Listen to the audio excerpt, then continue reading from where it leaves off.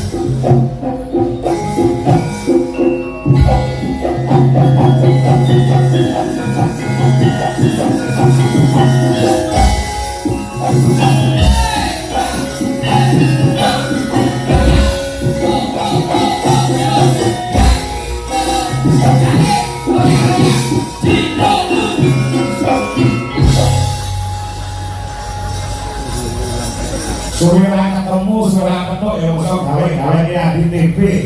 Rumangsane kaya tukune dolanan. Padha nyambut gawene. Apa lali kok jenenge kanca yang kok senane gawe pikiran yen pamoten ngacahe beliau kadang kok. Mas Gandhi. Kowe ngendang iki lagi pisan lho. Kowe pakai cadangane dengkul ngene kowe. Orang nyepelane karo dagelan kowe. Baca ngono lho Mas. Bar kok piye TB iki pasanganku. Ya dulurku. Ngenyek TB padha karo ngenyek aku. Sampe ndareke Pak Kangkul. Malah kira-kirake grup. Ngerti wae. Paribasan lembek-lembek roti-roti lho Mas. Biyen saiki. Lho rumakno kuwi. Lho, aja ngecek kowe. Tinggine munggah ambek. Gemarnya kayak biyen. Tenonge blumane, Ngomongnya dinane, jagung bakarane, tanggung perkarane. ngece malah gremeng karo kancane. Sriune mesti kok kuben. Nek ora penting ora sandukanan. Sare tambah oso. Dadi wong urip aja gelo. Warok brojo mesti. Alah sogok ala krik. Senengane kok kuwi. Karo bojo mesti kok ndani. Ngerti yo kuwi kowe yo kamu ten lho nggih. Macane. Nggih, betul Mas Gandhi. Lho kahanan meriah kaya ngene. Luar biasa Mas. Ngendi sing luar biasa? Dalu niki kajekan luar biasa istimewa. Heeh. Kula niku pun ping kalih ten mriki. Wah.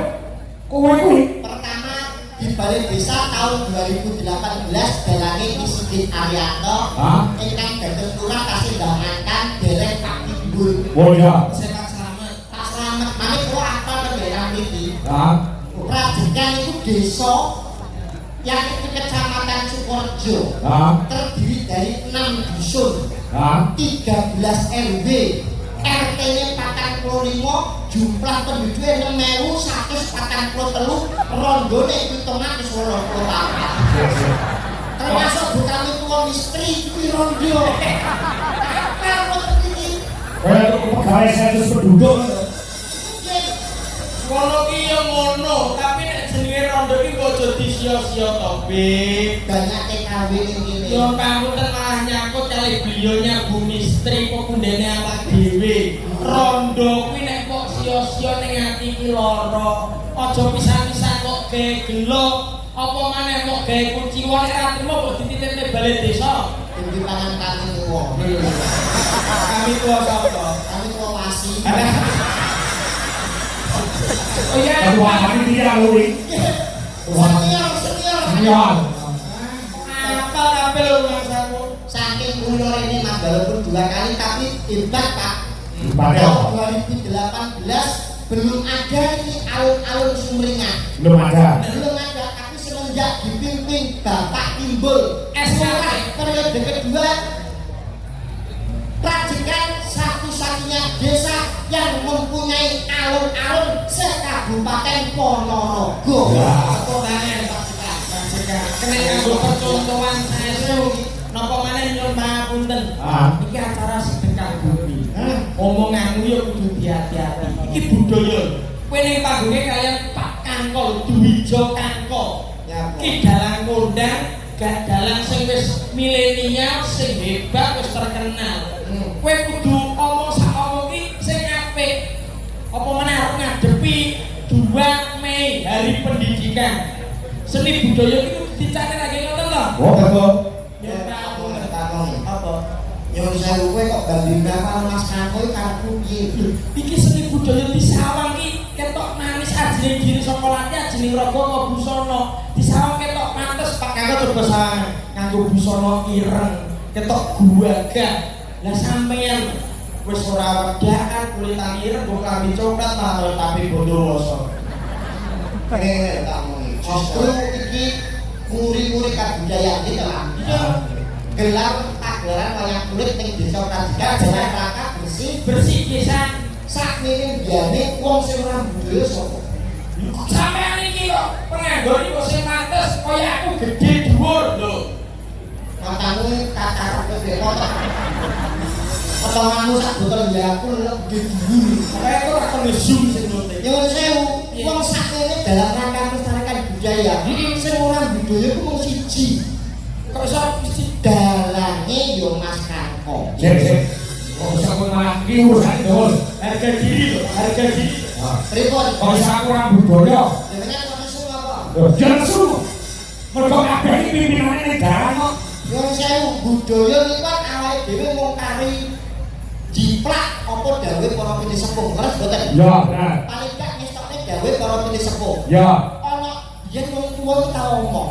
Sanetan le aja mangan arep lawang mundhak nolak rezeki. Bener. Bener. Le nek mangan kok piring aja disanggo mundhak dadi sanggo-sanggone Wong akeh, wong tuwa. wong tuwa. Le nek lungguh aja ning dhuwure bantal. Iya. Ndak bener. Bener ngene kae sing lungguh ning dhuwur bantal sapa? Aku ora. Sampe lungguh ning dhuwure apa?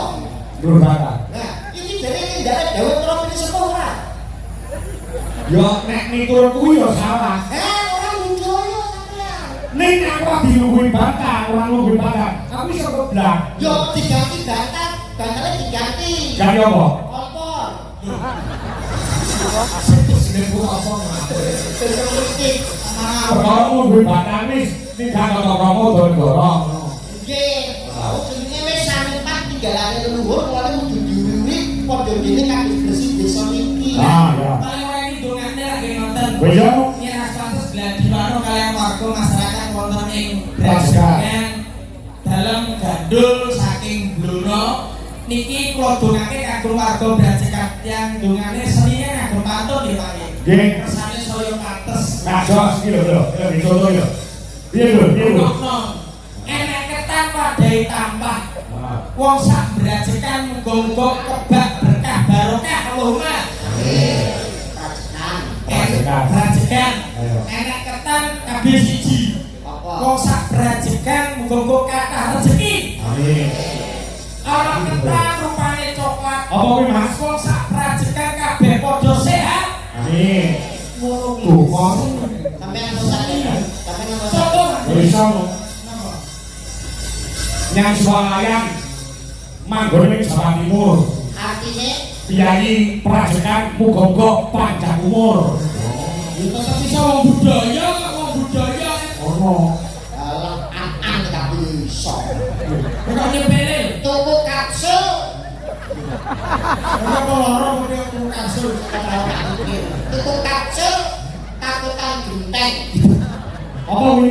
Pak timbul kula rokok gen. Ngene kok Sponsor wis akeh rokok iki. Sae tokomu garing.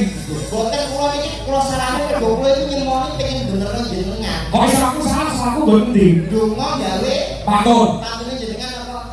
Ning swalayan manggone Jawa Timur. Artine Piyayi prajekan muga-muga tetep panjang umur. kowe dongane gawe pantun Pantun. piye? Tuku ketan kabeh siji, wong sak brajekan kathah rezeki. Nyuwun sewu, donga gawe pantun ngaten iki bener apa salah? Ya bener. Sing ngomong bener sapa? Dalan ngako. Nek ngomong sampeyan ra tau mondok, ra tau ngaji. Sing iki urusane agama lho. Ya kowe bisa memastikan. Agama ora kok didolanan. Boten, Hubungannya apa? malah jenengan sendiri dolanan agama. Cek. Ya.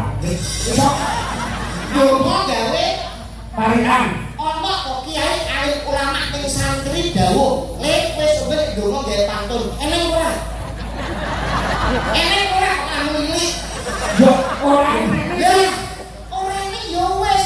Jenengan donga gawe pantun malah mulai kate bingung. Sing kabeh.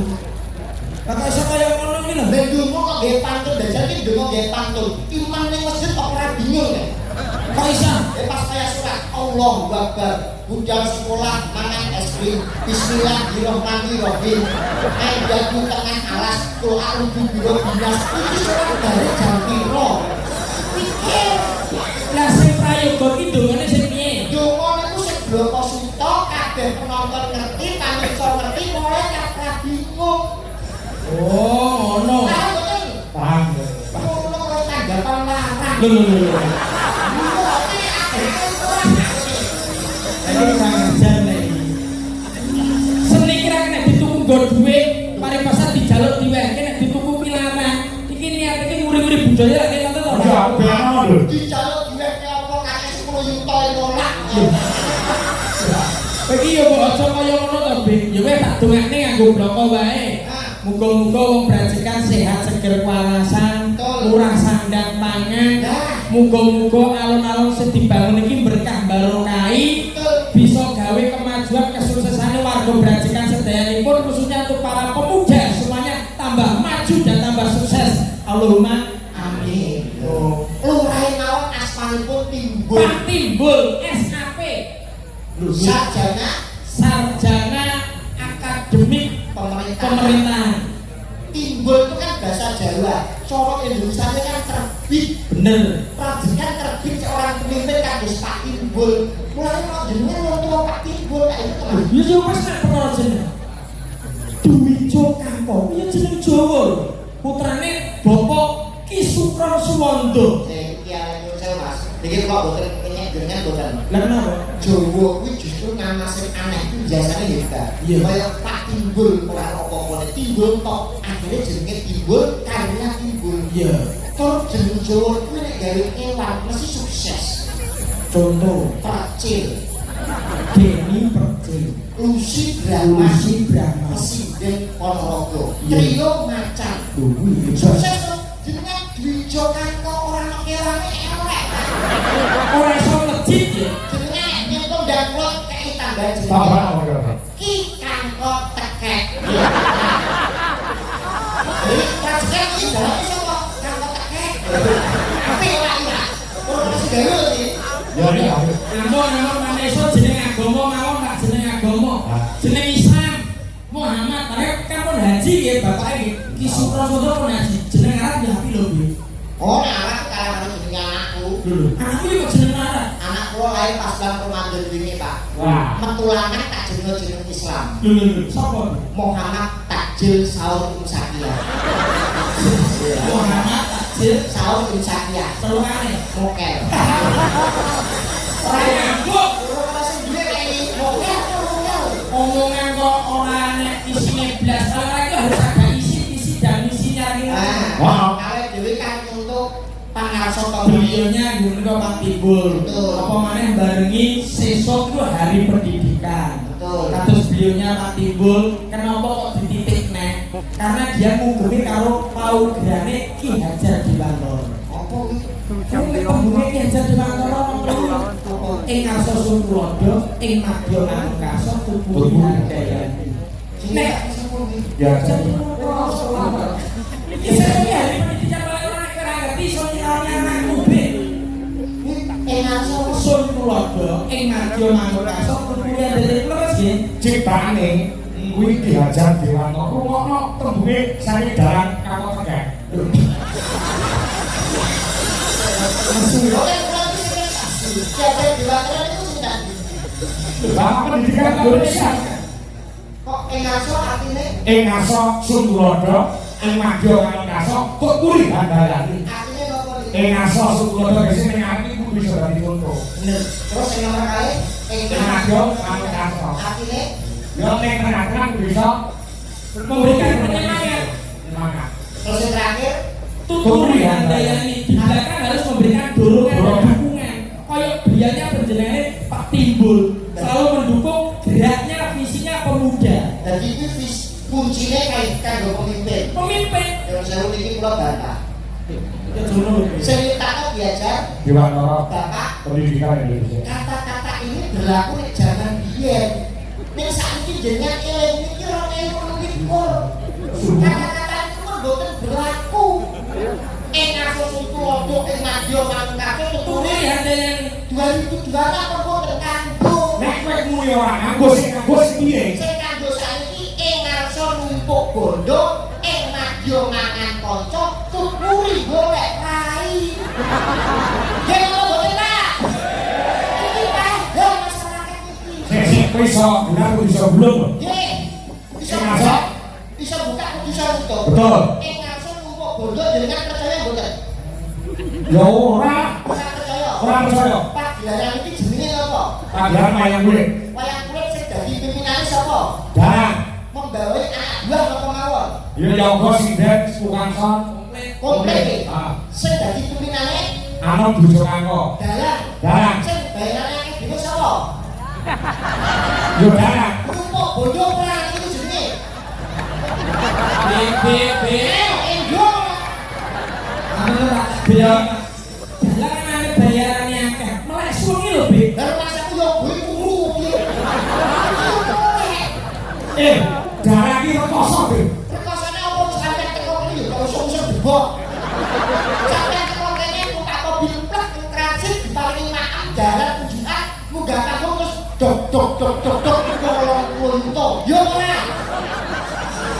Tangane iki nyabut kok polah, tangane iki polah. Biar masaku kan kendali keliru. Jadi yo pola bayarane sapa? Katakan kok. Numpuk bondo. Sikile kan yo polah, sikile ora tangan. Lah kan jempol apa masaku sikile ora pola. Wara suwengi. Lah kok sing desa ini bisu kabeh. Iki kok gak perlu masuk bahasa. Aku pikir anak motorisasi. Kajono. Nyapa? Iki dino sampean wah iki repoti. Nyapa? Pak Kako iki wis belani aku. Iki dino grupe kudu aku. Lah wis ora kaya ngono sampean. Lah nyapa? Bayar aku ki melok Pak Kako. Kok nek nganti delok atine Pak Kako wis sesuk ora dibayar iki. Sorry sebenarnya aku ramas kakak. Pak Lurah Timbul. Mas Kakak itu perantara duit saka Pak Lurah diparingi Mas Kakak terus diparingi aku. Ibaratnya Mas Kakak ini maklar mobil. Serius, bayarin Pak Timbul karo Pak Iya. Dan aku ngambil ya duit kok. Blas iki lho. Kok Ya, ya, ya. Dadi ning ngarep kuwi numpuk bondo. Lepas saka pagelaran layang kuwi. Mergo kowe karo aku sebagai bintang tamu kan bedane kalian Mbak Kairo. Kowe karo aku pemimpinnya siapa? Aku. Nah, berarti seluruh bondo kowe. Ora iso. Ora iso. Ora iso nyatane bayarannya akeh kowe terus kok. Mergo kowe ora pasane ketat. Terus ada. Acara sing tidak budal iki. Nek ini kalah sama aku. Ya iya. Kok tadi Joyo Bajer iki nganggo gonteng. Oh, percaya nggih. Ya wis aku nek iki bagi ka. Ning sing ning Madyo. Maju mangan kanca iki bayar ta. Bayar.